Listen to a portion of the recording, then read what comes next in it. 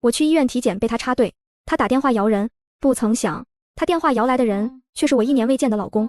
看着老公小心翼翼护着他，我才猛然意识到自己被戴帽子了。我和老公已经1年未见，刚看到他急匆匆往这来的身影时，我既惊喜又疑惑，联系他的电话还没打出去，他怎么知道我在医院出事了？我扬起笑脸，刚要朝他迎上去，却有另一道娇弱的身影越过我，先一步扑到了他怀里。老公，你总算来了，再不来我就要被别人欺负死了。女人哭着娇嗔，半点没有刚才和我吵架时凶悍骄横的模样。我愣在原地，看着两人相拥的身影。司芷渊是她老公，那我老公是谁？司芷渊此时眉心紧蹙，正小心抹着女人的眼泪，她眼中的疼惜快要溢出来。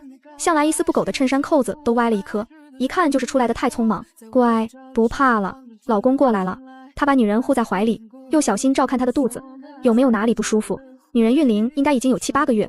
闻言咬了下嘴唇，委屈道：好像是有点疼。司芷渊的脸色顿时变了，冷声嘱咐他身旁的人好好处理这件事，欺负我宝宝的人，我不希望他有好下场。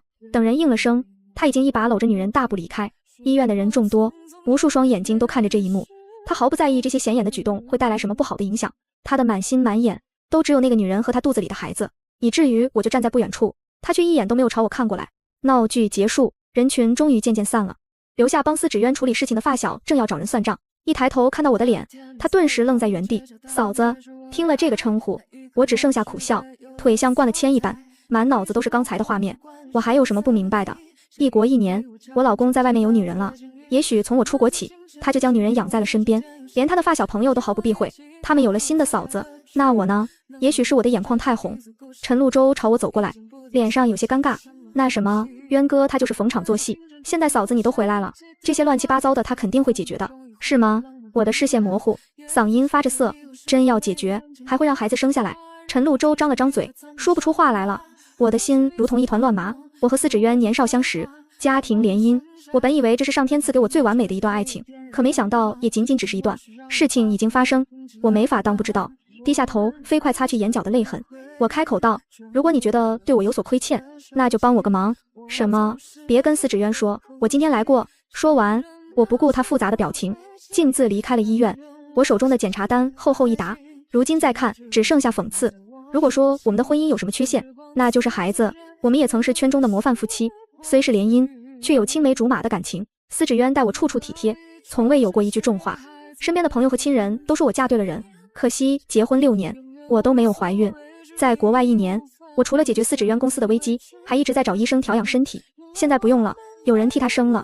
将手中的报告单尽数扔进垃圾桶，我打开导航，去了一家律所。一路上，各种画面在脑海中闪过，大似是司芷渊在操场上跪下向我求婚。到了律所，律师被我的脸色吓了一跳，对着镜子，我才发现自己已经唇色苍白。我向律师咨询离婚，我刚在国外签下一个大单，如果现在跟司芷渊离婚，我会损失一大笔钱。律师听我说完情况后，劝我再考虑考虑，这个时候离婚不是个明智的选择。没事，你帮我拟好协议就行。我冷静道，跟司芷渊的婚姻已经走到尽头，我和他已经没可能。下午我就带着协议去了公司，刚推开办公室的门，迎面就撞上司芷渊，他手上还拿着公文包以及一个小行李箱。看见我，司芷渊面露惊讶，生生，你回来了，怎么不叫我去接你？我还没来得及说话，他便又一脸歉意的自顾自道，我没想到你会这时候回来，这几天邻省那边有个合作需要去谈一下，我等会让司机送你回家，你在国外辛苦了，好好休息一阵子。如果不是看见医院里那幕，我可能真就信了司芷渊的鬼话。我盯着他的眼睛，看不出一丝撒谎的痕迹，我不禁想，司芷渊的演技如此炉火纯青，何必创业开公司？去混娱乐圈说不定都能拿影帝回来。司芷渊，我们离婚吧。大概是我的语气太过平静，他并没有放在心上，反而无奈地笑了笑，伸手想摸我的头。别闹，乖乖在家等我回来。我轻轻歪头躲过他的手，司芷渊落了空，表情微正，似乎想说什么，手机却在此刻响了。他看了眼来电显示，面色一变，丢下一句生生乖，我来不及了，有什么事回来再说，便急匆匆地离开。我在办公室环视一圈，1年未见，这里多了些小玩意，望着办公桌上随意放着的口红，还有文件夹夹缝里的贴身内衣，我冷笑，他们玩的还挺花。我眯起眼睛，想起那个女人的大肚子，应该得有7个多月了，算算时间，在我离开前，2人就在我眼皮子底下暗度陈仓。我一出国，她就怀上了，哪有这么巧的事？恐怕出国都是司芷渊安排好的，为的就是支开我，好让他的私生子顺利出生。我想起自己曾经因结婚多年未能怀孕而向司芷渊表示愧疚时，男人温柔哄我的话语，怀不上也没关系，我只要有你这个小宝贝就够了。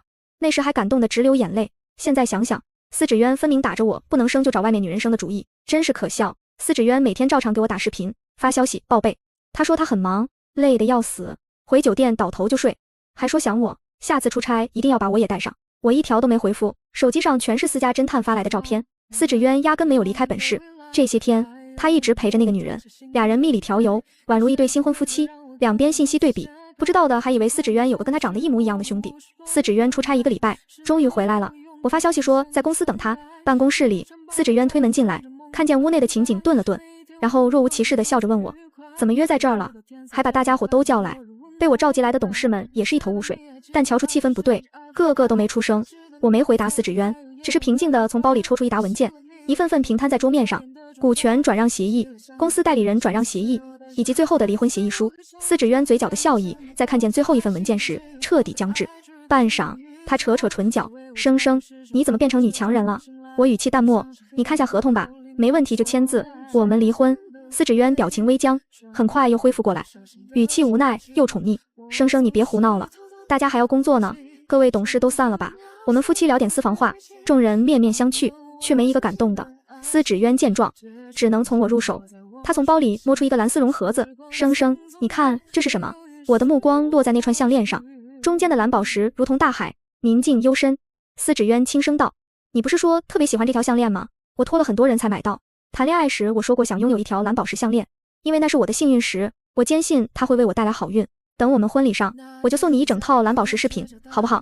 司芷渊搂着我的腰，吻我耳垂，我笑着和他拉钩，但婚礼上他并未履行承诺。其实以司芷渊的能力，想弄来一条蓝宝石项链并不困难，可他并未真正放在心上，此刻拿出来却是心虚后的补偿。我忍不住猜测，或许以往他给我准备的每次惊喜背后的原因都是愧疚或者心虚。我强忍下胃部翻涌的恶心感，签字吧。司芷渊脸上的笑意褪去，神情终于凝重起来。他看了我半晌，你认真的？我从包里拿出一沓他和那个女人的亲密照片，甩在桌上，你说呢？照片上的男女举止万分亲密，就算是不知情的人看一眼也明白怎么回事，更不用说那个女人还挺着大肚子。司总，这照片上的女人是怎么回事？说话的董事和我父母相熟，算是从小看着我长大的。司芷渊抿了抿唇，看着我，表情冷静。生生你误会了，他是陈陆州的人，我只是受托去照顾他而已。不信的话，我现在就把他们找来让你求证。他语气诚恳，仿佛真的是我弄错了。我笑了，将手机的扬声器打开，对着电话那头的人说，陈陆州对自己喜当爹有什么感受？电话那头的人沉默良久，似乎有点崩溃。生生，我是你们氛围组的一环吗？我望着已经僵住的司芷渊，唇角微勾，别这么说，可不是我把你拖进这趟浑水的。司芷渊慌忙上前，陆州，婉宁怀的不是你的孩子吗？你快帮我跟生生解释一下。我懒洋洋的讥讽道，是，要真是你的就赶快承认，别让我误会了，你芷渊哥，我们都要离婚了。在司芷渊期待的目光下，陈陆州艰难开口，对不起芷渊，这忙我真帮不了。随后就把电话给挂了。我嘲讽地望着面色煞白的男人，看来你的好兄弟不愿意帮你背这个锅。我伸手点了点桌上的离婚协议书，签了吧，别浪费大家时间。司芷渊摇头，不，生生你相信我这只是个误会。他急切道，我也不知道陈陆州为什么不承认，但生生咱们认识这么多年，你难道还不了解我吗？我怎么可能做对不起你的事呢？他目光灼灼地盯着我，似曾相识的表情在我们结婚当天他向我宣誓时也出现过，可恨当时的我竟没看出他的虚伪面孔。司芷渊，还记得上周在医院你说绝不会放过欺负你的宝宝的人吗？我面无表情地起身，现在我就站在这，倒要看看你能给我什么不好的下场。司芷渊倏地瞪大眼睛，面色惨白，那天是你？我点点头，是我。司芷渊，我亲眼看见，你还想怎么狡辩？司芷渊还是说什么都不肯签字，我倒无所谓，反正他婚内出轨是既定事实，就算上法庭打官司，这婚我也离定了。可司芷渊却像着了魔似的，每天订花送到我新买的别墅，还有各种蓝宝石的首饰。我让阿姨把花丢进垃圾桶，阿姨看着有点可惜，问我能不能让她拿回去熏厕所，我大方的同意了。至于那些蓝宝石首饰，转手一卖，再将钱都贡献给贫困山区。司芷渊做人缺德，我可不能像他那样，晚上被闺蜜拖去酒吧。他向来是个混不吝的，随手点了3个男模，一个喂酒，一个摸腹肌，一个亲情献唱。我看着有点羡慕。之前跟司芷渊在一块的时候，我很少出入酒吧夜店，怕他会生气不喜。可能是为了补偿这么多年的空缺，我报复性的一口气点了18个男模，最后连闺蜜都震惊地望着我。我喝了口酒，望着面前清一色的腹肌，唇角微勾，拍张照片发朋友圈，姐也过上好日子了。很快便有人点赞评论。闺蜜抓着手机兴致勃勃，你说待会司芷渊看见会不会冲过来抓奸？我翻了个白眼，抓什么奸？我们都要离婚了，好吗？再说他都把别的女人肚子搞大了，还有脸来说？可事实证明，我想错了，人有时候真的就这么不要脸。司芷渊的电话接连不断，我被吵得不耐烦了。干嘛？生生，你现在在哪？是郭小小带你去那种地方的，对不对？那边的语气有些气急败坏。我不是跟你说过他不是什么好人，你少跟他接触。郭小小就是我闺蜜，我开的免提。他一听，秀眉一竖，用口型说着，他才不是什么好人。我挑眉，用眼神安抚他，示意今天的单我买了，小小才作罢。我在哪关你什么事？你要识趣的话就赶紧把离婚协议签了，别最后闹到法庭上，大家里子面子都不好看。那边的司芷渊软了语气，生生，你到底想要我怎么做才肯原谅我？我听着男人卖惨装深情人设，感觉有些恶心。司芷渊，我不会原谅你，别成天做白日梦了。不会的，生生，我相信你还爱着我。他说的肯定，不然你为什么收下我送给你的花跟宝石？我嗤笑一声，懒洋洋道，你说这些花现在应该放在马桶旁边，至于蓝宝石，你要是想要可以再去市场上找找，价格也不知道会不会涨，也不知是不是被我的话给气到，电话直接被挂断了。闺蜜朝我竖大拇指，支棱起来了。我冲她举了举酒杯，喝了口新端上来的酒，不过一会脑袋就开始晕乎，我忍不住皱眉，这酒的后劲好像有点大。结完账，我跟小小说剩下的18个男模统统归他，准备回家。在门口等司机时，脑袋晕乎乎的，转头撞到一人的胸口，我轻嘶了一声，捂着被撞红的额头，忍不住抱怨了一句，什么东西这么硬？头顶传来道熟悉的声音，我还没说你脑壳硬呢。我大脑一懵，抬头看着来人，诧异出声，陈露舟，你怎么在这？陈露舟嘴角噙着抹笑，似乎是咬着后槽牙说的话，生生姐，你总不能把我当个工具，用完就丢。为了帮你，我可是连自己好兄弟都出卖了。我感觉脑袋晕晕的，没精力跟他闲扯，随口敷衍道，行了，有空请你吃饭。陈露舟却拽住了我的腰，俯身凑到我耳边，当时让我替你保密，转头又把我卖了。生生，你说的话我可不敢再信。他的气息落在我耳垂，有些痒，我想躲，身体却沉得很，只能含含糊糊道，你放屁，你都不知道帮司芷渊打过多少次掩护，我坑你一次怎么了？你跟姓司的一样，都不是什么好人。意识逐渐模糊，隐约间我仿佛听见一声叹息，再次醒来，我发现自己躺在陌生的房间里，我看着身上已经换过的衣服，一脸懵逼，不是，我不会酒后乱性了吧？醒了，我猛地抬头，陈露舟，怎么是你？斜倚在门边的男人手里还端着个杯子，好整以暇地看着我。闻言，他轻轻挑眉，怎么不能是我？见他走过来，我警惕拉满，你想干嘛？放心，我不吃人，也没禽兽到那个地步。陈露舟将手里的杯子递给我，蜂蜜水，先喝了。我抿抿唇，接过杯子。陈露舟可能是怕我不自在，丢下一句，等会过来吃饭，就走了。我闻了闻杯子里的液体，甜的，的确是蜂蜜水。昨晚的记忆一点点复苏，我一时摸不清陈露舟想干什么。洗漱完出来，餐厅的桌上摆着2份早饭，似乎是陈露舟亲手做的，卖相不错。吃完饭，陈露舟提出送我回家，刚要回答，手机却响了起来，是我妈打来的。我皱了皱眉，妈，生生，你现在在哪呢？芷渊给我们打电话说找不到你人。我爸怒气冲冲的声音从夹缝里飘过来，姑娘家家的夜不归宿，不学好。昨晚的朋友圈我屏蔽了双方父母的，司芷渊还真是能耐，都学会告状了。刚准备开口，手机却被陈露舟拿了过去。宋阿姨，是我是陈露舟，生生姐现在跟我在一块呢。对，我公司有个新案子，想向生生姐取经。我隐约听见电话里飘来我父母的笑声，看着陈露舟娴熟的模样，我正愣住，这人到底想干什么？通话结束后，陈露舟将手机递给我，解决了。我默默接下，有些尴尬，谢谢。男人唇角微勾，不客气，多请我吃顿饭就行。我嘴角微抽，还记着呢。最后还是麻烦陈露舟送我回了家。刚到家，司芷渊的电话就打进来了。我冷笑，我正要找他呢。接通电话后，我毫不留情，司芷渊，你有意思吗？跟我爸妈告状，怎么是嫌我没有告诉他们你在外面养小三和私生子的事是吗？生生，你别这么大火气，我只是怕你出事。我真是恶心极了司芷渊这副道貌岸然的模样，冷声道，我最后跟你说一遍，赶紧签字。生生，你知道我不会同意离婚的。这语气就像是我做了对不起他的事，莫名其妙。那就法庭见吧。我正要挂电话，司芷渊却说，等等，生生，是我妈想让我们周末回去吃个饭。我知道你现在不想见我，但我妈对你一直不错的，我们2家又是世交，你不会不给这个面子吧？我皱皱眉，不耐烦道，知道了，那我去接你。不用了，我语气冷漠，看在阿姨的面子上吃顿饭而已。司芷渊，你少烦我。周末我如约来到司家，听着客厅传来的欢声笑语，我脚步微顿，询问一旁的管家，今天还有别的客人？管家来不及说话，就听见司母的声音，是生生吗？快请进来。我只好推门进去，一见客厅的情况，我嘴角的笑容淡了下去。阿姨好。司母似乎是没注意到我称呼的变化，走过来牵着我的手，笑盈盈地向我介绍，生生，我来给你介绍一下，这是苏婉宁，我新任的干女儿。婉宁，这是我儿媳妇宋生生。面前熟悉的女人抚摸着她的大肚子，面露惊讶与歉疚。原来你就是干妈说的儿媳妇，之前真是不好意思，当时身体有些不舒服，一时着急才插了你的队，希望姐姐别见怪。干妈，干女儿，司芷渊他妈知道这位干女儿肚子里怀的是自己儿子的孩子吗？若不知道，那事情就有趣了。若知道，这摆明了是场冲着我来的鸿门宴。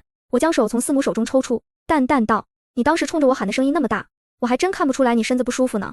苏婉宁脸上笑意一僵，目光有些幽怨，这么说，姐姐是不肯原谅我喽？我没吱声，见她一副要哭的模样，司母忙打圆场，哎呀，都是小事，再说你怀孕了，生生她让着你一些也是应该的。生生你说是不是？我没吱声，司母嘴角的笑也淡了许多，阴阳怪气道，看来生生是不打算给我这个老太婆面子了。干妈，您别生气，我们心里呢都敬着您呢。苏婉宁挺着大肚子起身，贴心宽慰道。司母抹抹眼角不存在的眼泪，拍拍她的手，我老了就希望一家子热热闹闹的，可惜我儿子结婚这么多年，到现在都没个孩子。苏婉宁脸上的笑意更盛，轻声细语，您一看就是有福气的人，肯定会子孙环绕，颐享天年的。我站在一旁，好整以暇的看着他们演戏，也是佩服苏婉宁，怀孕8个月了还能这么甜。司芷渊端着一盘水果从厨房出来，你们聊什么呢？这么开心，看见我，他面露惊喜。生生，你来啦！他快步走过来，就想牵我的手，被我躲了过去。芷渊哥，我肚子有点疼。苏婉宁神色微滞，娇滴滴开口道。司芷渊看了看我，抿抿唇，最后还是站到女人身边。没事吧？他低声问。我假装没看到苏婉宁朝我投过来的挑衅目光。没事，就是刚才宝宝突然踢了我一脚。司芷渊看着苏婉宁的肚子，目光变得温柔。我只觉得恶心，司母还在一旁有意无意的用话点我。哎呀，婉宁可真是让人羡慕，要是我有一天也能抱上孙子就好了。忍无可忍，我直接摊牌，阿姨，您孙子不就在苏婉宁肚子里揣着呢吗？我皮笑肉不笑，怎么，司芷渊没告诉您，他婚内出轨，早就跟您干女儿睡了？气氛顿时冷凝，司芷渊神色难看。生生，司母打断了他的话，直直的看向我。生生，既然你已经知道了，我也就把话说开了。婉宁怀的是我们司家的骨肉，你跟芷渊成婚多年都没能怀上，现在婉宁怀了，你应该高兴才对。高兴什么？高兴我老公出轨，还是他给弄出个私生子？我只觉得这一家子脑回路都挺奇葩。司阿姨，既然您是这么想的，当年司叔叔出轨时，您怎么在家要死要活的逼他把人赶走呢？司母一张脸气得通红，可我生了芷渊，你都不能给我们司家延续香火，我要你有什么用？我毫不留情。怎么，对你来说，女人的价值难道就在于生育吗？别忘了，是谁帮司芷渊创业，帮他去国外解决危机，想用这一点来嘎我？做梦！你，司母指着我，浑身颤抖。司芷渊终于上前，生生，你怎么可以这么对妈说话呢？我讥笑，哟，终于肯出来了，一直躲在妈妈的身后，我还以为你是巨婴呢。宋生生，司芷渊骤然拔高音量，我在，怎么了？我丝毫不怵，笑话，他以为谁嗓门大谁就有理吗？苏婉宁哭唧唧道，都是我不好，生生姐。我走，你千万别跟芷渊哥吵架。说着，他就抱着肚子往外跑。司母见状，那还得了，赶紧推着司芷渊上前，快拦住他，小心我的大孙子。苏婉宁到底被拦住了，缩在司芷渊怀里，泪流不止。司母心疼坏了，你快哄哄婉宁，她情绪这么激动，对我孙子可不好。司芷渊也急得不行，他一直在哄，可苏婉宁就是觉得自己影响了我们的婚姻，想走还要把孩子打掉。我见缝插针，掏出离婚协议。司芷渊，赶紧把字签了。苏小姐转正自然就不会有什么影响了。这句话可是点到了苏婉宁的心坎上，她哀哀戚戚地看着司芷渊，见男人面露犹豫，她捂着肚子开始说疼。司母也在一旁催促，赶紧签呐，要那个不下蛋的母鸡有什么用？司芷渊就这样签了离婚协议，东西顺利到手。我麻利地准备离开，司芷渊却追了上来。生生，他深情地望着我，虽然我们离婚了，但我心中还是爱你的。我翻了个白眼，连话都懒得说，大步离开。听说我走后，苏婉宁是真被司芷渊的行为气到了，胎气大动，羊水破了，提前被送进产房。彼时我正跟陈露舟坐在一块吃饭，从司家出来就碰见他，这男人就像口香糖，压根甩不掉，他非要我还人情。我想想，反正也到午饭时间了，顺手的事可当他把一沓资料递给我的时候，我懵了，这是什么？我望着第一张诊断书结果处，无精症3个字怔住了。陈陆洲帮我切好牛排，司芷渊的体检报告，我当然知道这是司芷渊的报告，关键是这病你怎么拿到的？司芷渊他自己知道吗？我隐隐有种预感，司芷渊是不知道的。他要是知道自己有无精症，怎么会把苏婉宁肚子里的孩子当做自己的？等等，那苏婉宁肚子里的孩子是谁的？陈陆洲耸耸肩，在后面。我赶紧继续往后翻，果然下面有苏婉宁和另一个男人秘密幽会的照片。我忍不住感慨，要说狠还是你狠，这是亲发小吗？看着自己兄弟头戴绿帽，陈陆洲，你到底想干嘛？陈陆洲目光灼灼地望着我，半晌，他勾唇一笑，没什么，就是想多给某人戴顶绿帽而已。我心情复杂地回到家，尽量让自己不去想陈陆洲的那些话。听说苏婉宁的孩子已经生下来了，是个男孩，司母高兴坏了，连夜发了20多条朋友圈。苏婉宁的孩子100岁日前一天，我跟司芷渊去民政局领离婚证，他还是那副深情款款的模样。生生，你以后要是遇到什么事情就来找我，在我心里你是我永远的妻子。那应该用不着了。陈陆洲下了车，一把将我揽进怀里，我暗暗瞪了他一眼，这家伙是越来越过分了。但碍于司芷渊在场，我没下他的面子。司芷渊惊愕地望着我们，陈陆洲，你跟生生，你们……陈陆洲在我额上亲了一口，笑得爽朗，兄弟，以后还是不麻烦你了。生生现在是我女朋友，她有我就够了。陈陆洲，司芷渊怒吼一声，冲过来就要打人。陈陆洲将我护在身后，十分迅速地挡住司芷渊的攻击。之前看在生生的面子才跟着你，还真以为是快算了。他语气嫌弃。司芷渊怒吼，陈陆洲，你放开我，生生，要不要我教训他一下，帮你出出气？陈陆洲侧过头来看我，我摇摇头，上前平静道，司芷渊，听说明天是你儿子的百日宴，我会送你一份礼物，希望你喜欢。翌日，司母为了给自己孙子庆祝，请了很多人，其中自然包括我的父母，他们本是不想来的，但还是被我劝着过来了。笑话，这大好的日子，有戏当然得一起看。苏婉宁脸色红润地抱着孩子出现，时不时朝我投来得意的目光。我平静地坐在陈陆洲旁边，静待好戏开场。不一会，灯光就暗了下来，大屏幕缓缓亮起，放出来的却不是宝宝的照片，而是苏婉宁和那个男人秘密幽会的偷情照。女人脸色惨白，司母颤抖着，直接扇了苏婉宁一巴掌。你居然背着我儿子偷腥！我没有，这是假的，合成的。司芷渊面色难看，却还是先劝司母，妈，您先别激动，这应该是合成的，我让人去查。他话未说完，大屏幕上便出现一张诊断书，望着诊断书上自己的名字以及最后那3个字，司芷渊面色煞白，他猛地起身，朝我和陈陆洲走过来，这些都是你做的。我微微一笑，既没承认也没否认，告诉我，那些都是假的，伪造的，对不对？司芷渊低吼出声，你是为了报复我才跟陈陆洲在一块儿，那些东西也全是假的。你说，陈陆洲将我挡在身后，司芷渊，你又不是没脑子，是真是假自己去查，不就知道了。宴会彻底办不下去，司母直接拖着苏婉宁和那个孩子去医院做了亲子鉴定，最后的结果可想而知。听说苏婉宁脸都被扇肿了，和那个孩子一起被扔出了私家。小小迫不及待地跟我分享八卦，最可笑的就是司芷渊为了孩子跟你离婚，没想到有毛病的是自己，渣男，活该断子绝孙。滴滴，生生你怎么不说话？我实在没空回复，身上的人根本不给我机会。姐姐，感觉怎么样？陈陆洲沙哑着声音，有点性感。这里他碰过吗？我忍着不吱声，最后却被收拾的没办法，只能求饶。靠在陈陆洲的胸肌上快要睡着时，我想这腹肌比我点的18个男模都好，姐的日子是真好起来了。